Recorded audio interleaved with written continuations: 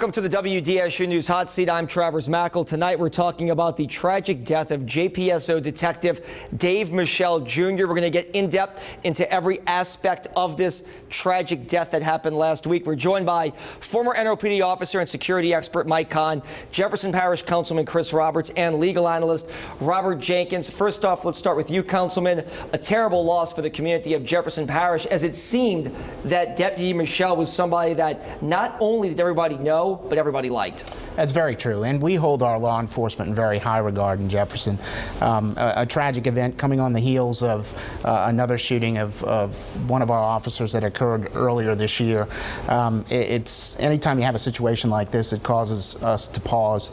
You know, it's putting yourself in the harm's way and on the line to protect your community is something that we cherish. And when you have a situation like this, it hits right at the heart of things. Last week we talked with Deputy Michel's father. He was at the scene. He lives in Mississippi now, but he came down clearly for something like this. He told us, as tragic as it sounds, his son died doing something that he loved, which is police work. And that's what you hear from everyone. And, you know, for the family, of course, losing a loved one, we will never know what that experience is like. You know, the community loses a public servant, but yet the family loses someone that they won't see at a holiday. They won't see at a birthday.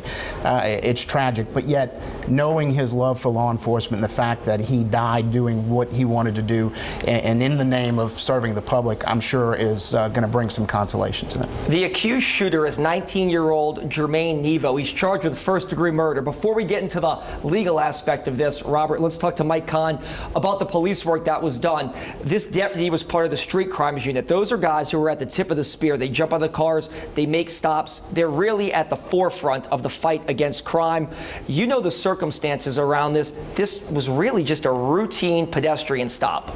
Sure. In this situation, most of the time that group and that unit does proactive police work where they're looking for guns and dope.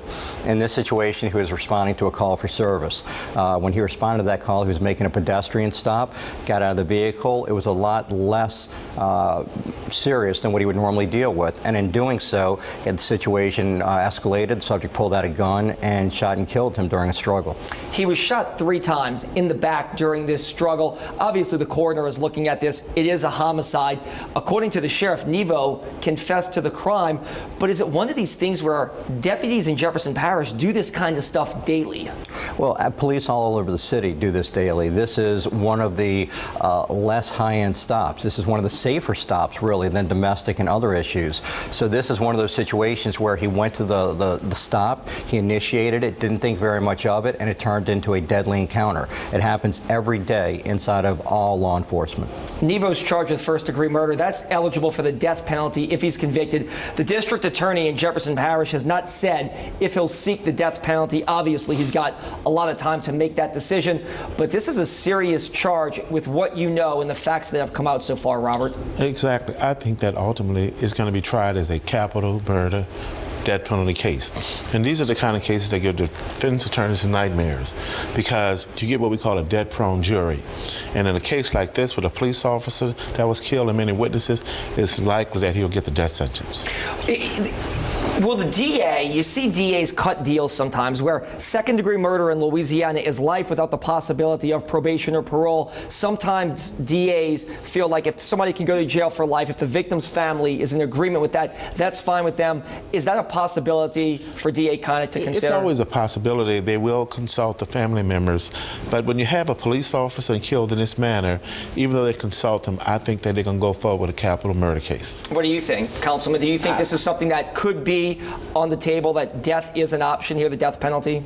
I would think so. We treat the assault on officers with one of the worst crimes that you can commit. And we have a very aggressive district attorney's office, and I wouldn't be surprised if that would be the case. Is it something that law enforcement officers want to see? Mike, you're still very involved, not just with New Orleans, but with the Jefferson Parish officers. It's something that we expect. Law enforcement expects it to be a death penalty case. Here is an individual who was completely callous, almost to a subhuman standard, in taking another individual's life who's out there to protect and serve the rest of the city.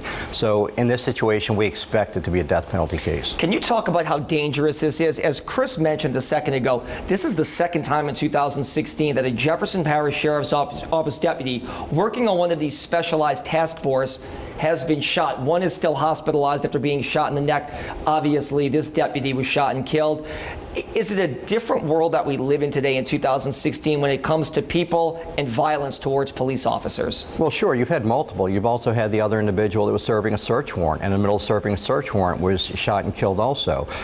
It is becoming more and more violent on the streets every day. It is easier for the criminals to get weapons, and these aren't weapons that you're buying through gun stores or buying legally, and the criminals are more violent now than they ever were before. So it is absolutely more dangerous today on the street than it was. Are you all seeing this in the court system too? Are you all dealing with defendants who are charged with violence against police officers? Every day we see that, and more importantly, they're so young. He's 19. We've seen 18 and 17 years old is coming in, and when we sit behind those doors with them, to be very honest, the lack of remorse is what can I do to get out of this? And that's what you see. It's like they didn't care about what they have done or they've killed someone. It's now, what do I do if I can get out of it? Nevo's grandmother told the Associated Press last week that she doesn't know if he was capable of doing something like this. She was trying to help him get a job and get his life together. Does this go to show that if somebody, and he's only accused of this, he has not been convicted, but according to the sheriff, he has confessed, how things can change in the blink of an eye for somebody who may be in possession of a firearm? Without a doubt, and it's, some people are going to get mad that I'm going to say this, but we always hear those excuses from family members that they're turning their life around or he was about to get a job. It's always that happens. It has to start before that. So I understand what the grandmother's going through, but this is a case that is going to end up being a death case. Is there anything on the council, Chris? I mean, you guys recognize this. You recognize what's going on in Jefferson Parish when you have incidents like this that pop up. Is the council aware of this? Is there anything you guys can do as a legislative body? Well, I think Robert's exactly right. It starts at a very early age. You know, you think about this, the person that's being accused and essentially has confessed on this crime was less than 10 years old when Hurricane Katrina hit. You know, so it's a situation where it's got to start at home. It's got to be responsibility. I think kids these days lack the sense of responsibility, lack the sense of what the consequences are going to be for your actions. And they think it's very simple to just say, I'm sorry, or I didn't mean for it to happen, and everything's just supposed to go away. And that's a mindset that we've started and created within our school systems now that's carrying on as when these young adults get out into the street. And I think it's unfortunate. It's going to be a challenge for law enforcement for years to come, and it's something that we need to reverse. Nevo's grandmother alluded to the Associated Press last week that he may have been roughed up when police were searching for him and then subsequently arrest him. But if you could talk about this, they're looking for a suspect that they believe to be armed and dangerous who just shot and killed a police officer. Well, let's start with the shooting again. So we're not talking about an individual who just happened to be caught up in something at the wrong time, the wrong place. This was an individual who was out there carrying a weapon and had the intent to shoot and kill anyone that was involved with him, inclusive of a law enforcement officer.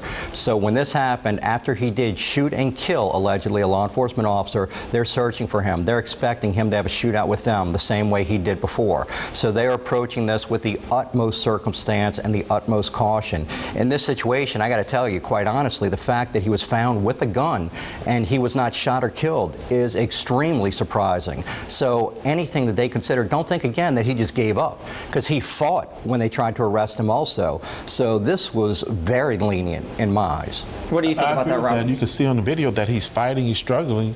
So what are the officers supposed to do? They're trying to subdue him to make sure he don't get the gun again. So I don't see any civil rights implication because he still was resisting arrest. And the sheriff said if anybody thinks that anything's wrong with the arrest, they can contact the FBI, and he welcomes any kind of civil rights investigation because he feels, in his opinion, as the sheriff, that his deputies acted above board. Let's get back to the deputy in this case. You knew him personally because he had worked on the West Bank for a constable who you're friends with. Correct. He had began his law enforcement career actually as a volunteer. He wasn't even being paid to do the job. It was just out of the love for the work and for the profession that he decided to end up going on to the sheriff's office and working full-time there. Anyone that you've talked to that he's worked with would tell you that he was a very easygoing guy. He knew what his responsibilities were. He was likable. He was an approachable fella.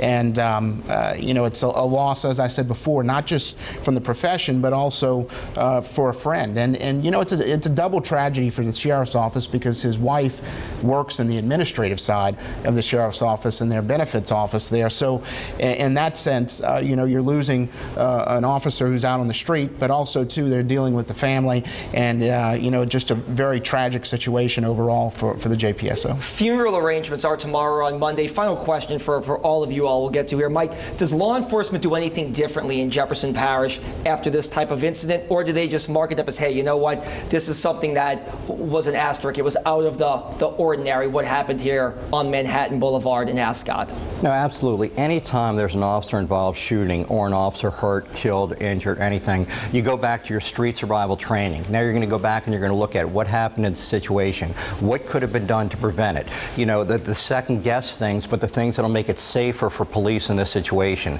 So people, roll calls, police officers, departments all talk about it. They analyze it. They see what can be done to make it safer. And in this situation, I do want to say that from beginning to end, from the sheriff flying back in town immediately, the way Colonel Fortunato handled everything with the family, this was really done in a first-class environment and a first-class situation from cradle to grave. And Robert, pull out your crystal ball. What happens here in the legal system?